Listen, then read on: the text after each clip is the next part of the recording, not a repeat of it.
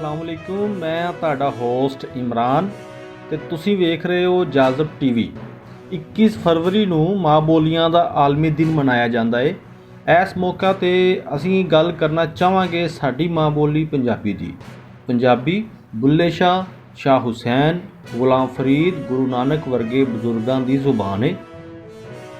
ਇਸ ਦੇ ਬਾਵਜੂਦ ਪੰਜਾਬੀ ਨਾਲ ਹੋਣ ਵਾਲੀਆਂ ਜ਼ਿਆਦਤੀਆਂ ਦਾ ਪੂਰਾ ਜੱਗ ਗਵਾਹ ਹੈ। ਪੰਜਾਬ ਦੇਸ਼ ਵਿੱਚ ਪੰਜਾਬੀ ਨਾਲ ਹੋਣ ਵਾਲਾ ਸਲੂਕ ਬੜਾ ਹੌਲਨਾਕ ਹੈ। ਪੰਜਾਬੀ ਮਾਵਾਂ ਆਪਣੇ ਬਾਲਾਂ ਨੂੰ ਪੰਜਾਬੀ ਤੋਂ ਇੰਜ ਦੂਰ ਰੱਖਦੀਆਂ ਨੇ ਜਿਵੇਂ ਅਗਰ ਬਾਲਾਂ ਨੇ ਪੰਜਾਬੀ ਬੋਲੀ ਤੇ ਮੁਆਸ਼ਰੇ ਵਿੱਚ ਸਾਡੀ ਇੱਜ਼ਤ ਘਟ ਜਾਏਗੀ। ਨਾ ਬਈ ਨਾ, ਇਹ ਗੱਲ ਗਲਤ ਹੈ। ਸਾਨੂੰ ਪੰਜਾਬੀ ਦੀ ਇੱਜ਼ਤ ਕਰਨੀ ਚਾਹੀਦੀ ਹੈ। ਮਾਂ ਬੋਲੀ ਬਾਰੇ ਸਾਨੂੰ ਅਹਿਸਾਸੇ ਕਮਤਰੀ ਦਾ ਸ਼ਿਕਾਰ ਕਰ ਦਿੱਤਾ ਗਿਆ।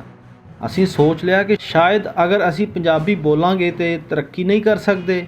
ਯਾਦ ਰੱਖੋ, ਪੰਜਾਬੀ ਕਦੀ ਵੀ ਸਾਡੀ ਤਰੱਕੀ ਵਿੱਚ ਰੁਕਾਵਟ ਨਹੀਂ, ਬਲਕਿ ਇਹ ਸਾਡੀ ਤਰੱਕੀ ਨੂੰ ਚਾਰ ਚੰਦ ਲਾ ਦੇਗੀ। ਇੱਕ ਗੱਲ ਯਾਦ ਰੱਖਣੀ ਪਏਗੀ, ਦੁਨੀਆ ਦੇ ਕਿਸੇ ਮੁਆਸ਼ਰੇ ਨੇ ਆਪਣੀ ਮਾਂ ਬੋਲੀ ਨਾਲ ਐਡਾ ਬੁਰਾ ਸਲੂਕ ਨਹੀਂ ਕੀਤਾ ਜਿੱਡਾ ਪੰਜਾਬ ਦੇ ਵਸਣ ਵਾਲਿਆਂ ਕੀਤਾ ਹੈ। ਮੇਰੀ ਹਕੂਮਤੇ ਵਕਤ ਤੇ ਪੰਜਾਬ ਦੇ ਰਹਿਣ ਵਾਲਿਆਂ ਅੱਗੇ ਹੱਥ ਜੋੜ ਕੇ ਇਲਤਜਾ ਹੈ ਕਿ ਤੁਹਾਡੀ ਮਿਹਰਬਾਨੀ ਪੰਜਾਬੀ ਨੂੰ ਇਸ ਤਰ੍ਹਾਂ ਬੇਵਕਤ ਨਾ ਕਰੋ। ਇਹ ਸਾਡੇ ਪਾਲਣ ਵਾਲਿਆਂ ਦੀ ਜ਼ੁਬਾਨ ਹੈ।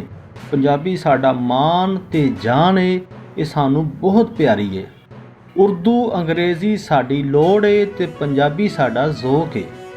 आओ मिलके एक नारा मारिए, पंजाबी नू इज्जत दियो। पेलियो अगर वीडियो चंगी लगे तो लाइक ज़रूर करना ते चैनल नू सब्सक्राइब भी करना। अल्लाह हामी नासिर।